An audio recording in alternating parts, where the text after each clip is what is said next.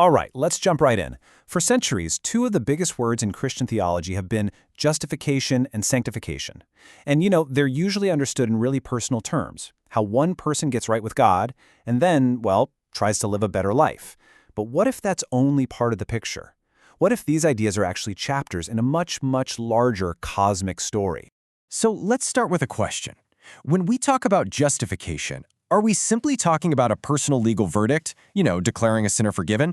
Or could it be about something way bigger, like God reclaiming entire nations that were lost in a cosmic rebellion a long, long time ago? This framework we're exploring suggests the story of salvation is a lot grander than we might think. So here's our game plan. We're going to start with the cosmic backstory that the biblical authors pretty much took for granted. Then, we'll see how that context completely reframes justification and sanctification. We'll look at the ultimate goal of it all, and then finally, we'll touch on the scholarly debate surrounding this whole perspective. To really get this bigger picture of salvation, we first have to kind of step into the worldview of the people who wrote the Bible. They saw the world as a place just humming with spirituality, and that concept, well, it's the foundation for everything else we're going to talk about. Okay, so central to this worldview is the idea of the divine counsel. Now, it is absolutely crucial to understand this is not a pantheon of equal gods, not even close. The biblical texts are crystal clear. Yahweh, the God of Israel, is utterly unique and supreme. He's in a category all his own. The other beings, called Elohim, are real, but they're created members of his heavenly administration. You could think of it like a heavenly court or a divine cabinet. This framework says that the cosmic order was thrown into chaos by three major rebellions. First, you've got the serpent in Eden. Second, in Genesis 6, some of the sons of God overstepped their boundaries with humans. But the third rebellion at Babel is the real linchpin here. This is where God judicially disinherits the rebellious nations.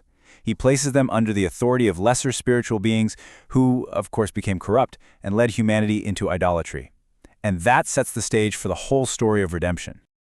So with that cosmic conflict as our backdrop, let's revisit our first big word, justification. This viewpoint argues that if we only see it as a personal legal transaction, we're missing its epic cosmic scale. So here's the key idea. Within this divine counsel worldview, justification is God's public declaration that the nations, the ones handed over to hostile powers at Babel, are now being brought back into his family. It's the great reversal of that disinheritance. It's about demolishing the wall between Jew and Gentile. Now, what's really interesting here is that these two scales aren't mutually exclusive, not at all. The individual focus, my personal forgiveness, my right legal standing before God, that is absolutely true and totally vital. But the cosmic focus argues that this personal event is happening inside a much larger transaction, the liberation of entire peoples from spiritual captivity. And get this wasn't some plan B. The argument is that God's strategy to undo what happened at Babel started immediately. Think about it. Right after the nations are scattered in Genesis 11, God calls Abraham in Genesis 12 with a promise that through his family, all the families of the earth would be blessed. From the very beginning, the goal was universal reclamation. And this verse just perfectly illustrates the status change. In the Old Testament, the title Sons of God referred to members of that divine council. So when the Apostle Paul uses this exact title for believers, this framework says he's making a massive cosmic claim. We as believers are being adopted into God's own family with a new status that actually displaces the corrupt spiritual rulers of the nations. Okay, so if justification is our new cosmic status, then where does sanctification fit in? Well, in this view, it's not just about trying to be a better person. It's about actively living out our new cosmic identity on a mission. So in this divine counsel worldview, sanctification is the active, ongoing process of embodying our new status as sons of God. It's about taking that new identity and pushing forward, advancing God's rule into a world that's still partly under the influence of hostile powers. It's a mission, not just a morality project. This lays out the flow just perfectly. Justification declares your new status. Sanctification is you enacting that status in the here and now. And glorification?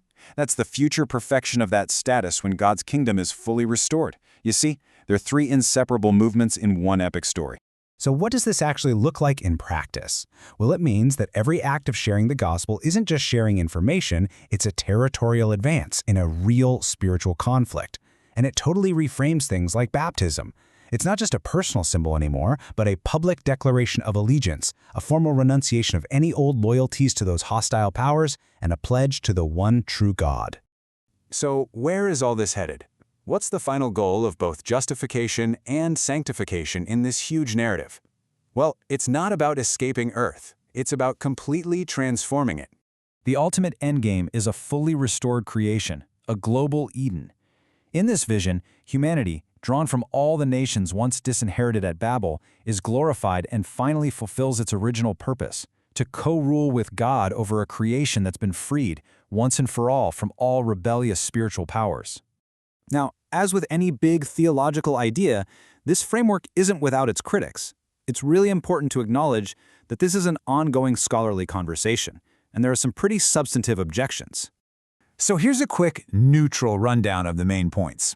Some critics worry it blurs the line between God and humans, or that it sneaks pagan ideas into the Bible. The defenders of this framework respond by saying it's actually recovering lost biblical concepts like theosis, the idea of believers participating in the divine nature, and the Bible's original ancient Near Eastern context. Others question if it somehow diminishes Christ's unique role, while supporters argue it actually does the opposite by highlighting the massive scale of his victory over these cosmic powers. And all of that leaves us with one final thought to chew on. Regardless of where you personally land on this specific framework, it forces us all to ask a really powerful question. How does the story we believe we're a part of, whether it's small and personal or large and cosmic, shape the purpose and meaning we find in our lives today?